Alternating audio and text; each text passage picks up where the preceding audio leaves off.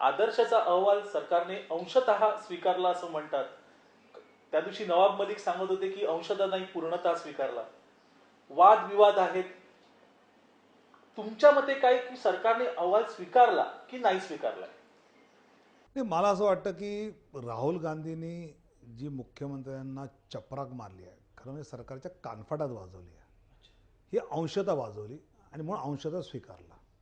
ही जर पूर्ण वाजवली असती ना, म्हणजे अंशतः आदर्श अहवाल स्वीकारून काँग्रेसच्या या राज्यातल्या मुख्यमंत्र्यांनी राहुल गांधींची प्रतिमा बिघडवली आहे.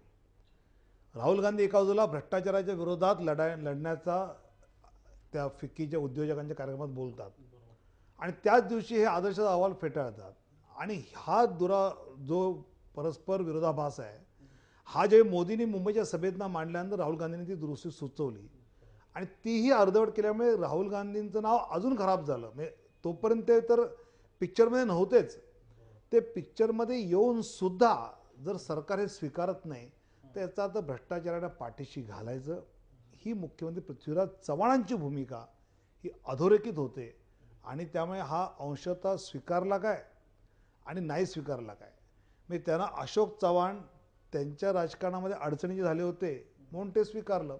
ते तर सीबीआयने आधी त्यांना दोषी ठरवले, तुम्ही नवीन काय स्वीकारलं. आणि त्यामुळे आमची विरोधकांची मागणी ही स्पष्ट आहे की आदर्शमुळे महाराष्ट्राचा भ्रष्टाचार हा चव्हाट्यावर आला, महाराष्ट्र बदनाम झाला. मुख्यमंत्री, मंत्री आणि बाबू सनदी नोकर यांनी एकत्रितपणे हा भ्रष्टाचार केला.